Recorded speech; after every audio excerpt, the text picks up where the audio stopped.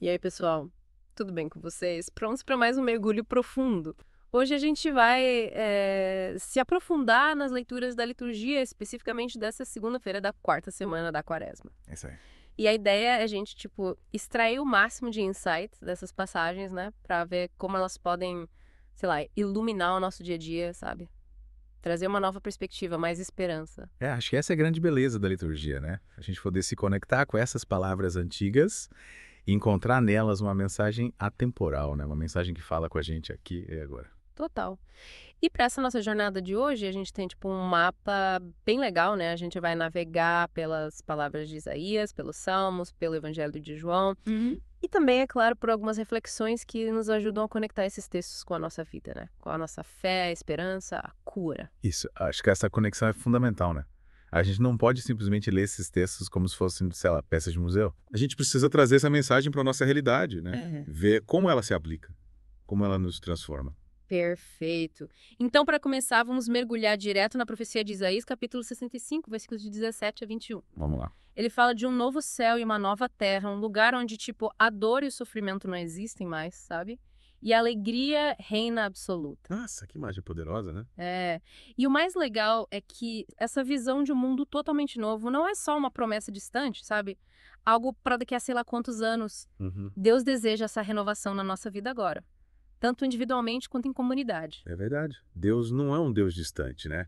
Ele está presente aqui e agora agindo na nossa história, nos convidando a participar dessa transformação. Exato. E aí vem aquele clique, sabe? Se Deus quer essa novidade na nossa vida hoje, a gente precisa se preparar para isso, né?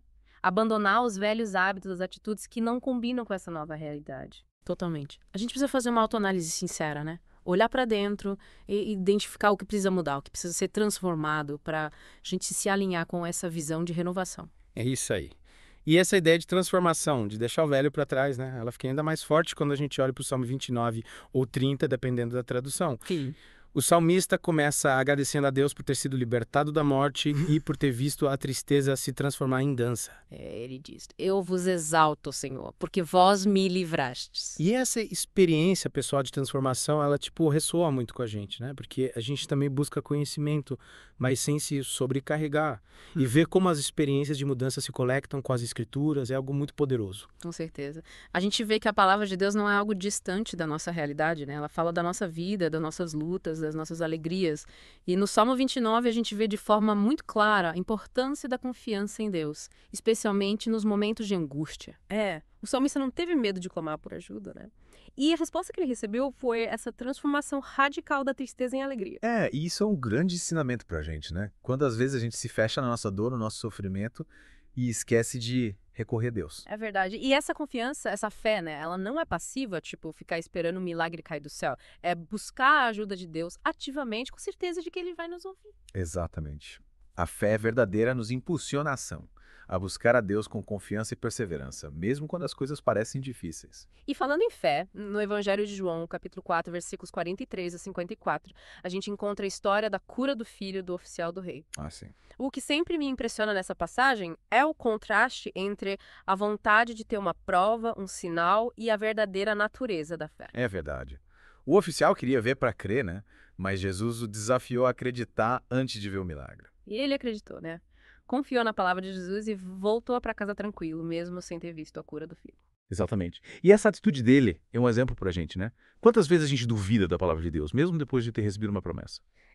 A gente quer ter certeza absoluta antes de dar o primeiro passo, né? Mas a fé verdadeira nos impulsiona a agir mesmo sem ter todas as respostas. É isso aí. A fé é um salto no escuro, é confiar em Deus, mesmo quando a gente não entende tudo. E o resultado dessa fé, no caso do oficial, foi incrível, né? Ele e toda a sua família acabaram se convertendo. É verdade.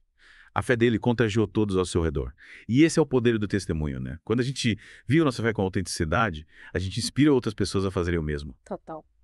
Bom, e aí a gente chega num ponto crucial, né? Conectar essas reflexões com a nossa realidade, com o mundo em que a gente vive. Sim, porque a gente vive num mundo que valoriza muito a razão, a ciência, a comprovação.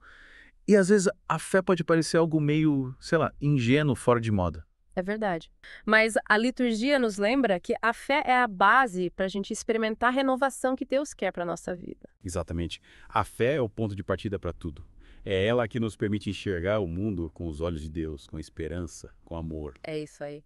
E essa fé não é só uma ideia na nossa cabeça, né? Ela precisa se traduzir em ações concretas. Sim, a fé sem obras é morta, né? Como diz a Bíblia. A gente precisa colocar a nossa fé em prática no nosso dia a dia, nas nossas relações, nas nossas É escolhas. verdade. A fé precisa ser vivida, precisa se manifestar no nosso jeito de ser, no nosso jeito de agir no mundo. E como a gente pode fazer isso na prática? Bom, as leituras de hoje nos dão algumas dicas, né? A gente viu a importância da confiança em Deus, da perseverança, da coragem para enfrentar os desafios. Sim, e a gente viu também a importância de cultivar a gratidão, de reconhecer as bênçãos que Deus nos dá a cada dia. Exatamente. A gratidão nos ajuda a enxergar o lado bom da vida, mesmo nos momentos difíceis. Essa é verdade. E a gente também não pode esquecer do amor ao próximo, né? De estender a mão para quem precisa, de lutar por um mundo mais justo e fraterno. Com certeza. O amor é a essência da nossa fé. É o que nos impulsiona a construir um mundo melhor. Perfeito. E para finalizar, queria deixar uma pergunta para você que está nos ouvindo. Como essa perspectiva de fé e esperança pode mudar a sua vida? É como se você pode aplicar esses ensinamentos no seu dia a dia.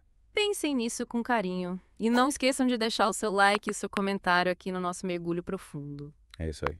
A gente adora saber a sua opinião. Valeu pela companhia, pessoal. Até a próxima. Um abraço.